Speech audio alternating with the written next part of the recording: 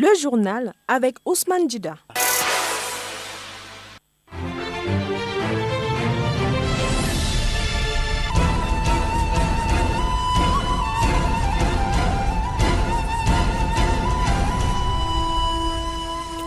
Merci d'écouter Radio Al-Houda. Mesdames, Messieurs, bienvenue à ce flash d'information présidentielle du 12 octobre 2025. La Commission nationale de recensement a clos ses travaux au Palais de Congrès de Yaoundé. Ces résultats officiels qui donnent l'avantage aux candidats du RDPC sont transmis au Conseil constitutionnel pour la proclamation définitive. En attendant cette étape décisive, le rapport de la Commission nationale de recensement sont cependant contestés par certains acteurs politiques camerounais. Une situation qui remet au goût du jour la transparence du processus électoral au Cameroun. Les populations retiennent leur souffle en attendant le verdict du Conseil constitutionnel. Dans les différentes régions du Cameroun, les initiatives se multiplient pour garantir la paix après ce scrutin qui a fait couler beaucoup d'encre et de salive. Ce lundi 20 octobre 2025, le préfet du département du Vouri a présidé une séance de travail dans la salle de réunion de la préfecture à Bonanjo. Les chefs de terrain, les responsables de cultes musulmans et chrétiens ainsi que les forces de maintien de l'ordre ont participé à cette assise qui intervient à quelques jours de la proclamation des résultats définitifs du scrutin du 12 octobre 2025 au Cameroun. L'objectif est clair, véhiculer le message de paix en invitant les populations à se retenir, ne pas céder aux manipulations des politiciens ou des individus mal intentionnés.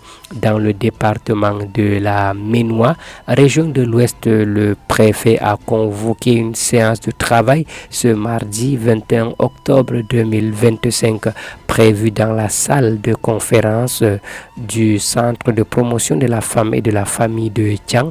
Cette réunion mobilise les sous-préfets, le maire de Tchang, les forces de maintien de l'ordre, les chefs des communautés, les leaders religieux, les chefs d'établissements scolaires et bien d'autres secteurs d'activité.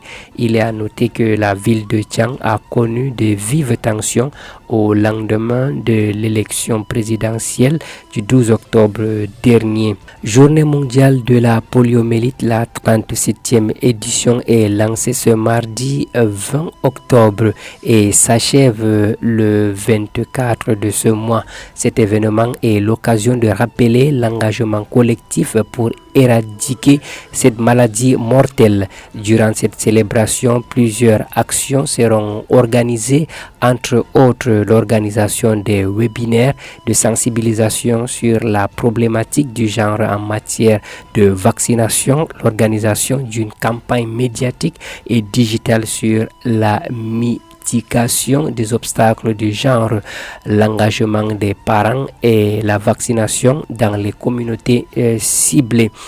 Actualité au-delà de nos frontières en République démocratique du Congo, 2 officiers et 36 combattants du M23 déposent les armes. Des décisions qui interviennent dans un contexte de violence persistante dans l'est du pays. Le général de brigade Constantin Mouyoua a lancé un appel aux autres membres du M23 encore actifs afin qu'ils emboîtent le pas des déserteurs et déposent les armes.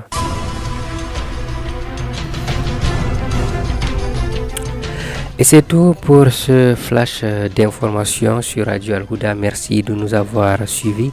Restez en compagnie de nos programmes. La mise en onde est assurée par Essoma Rodrigue. Devant ce micro, Ousmane Djida, c'est mon nom.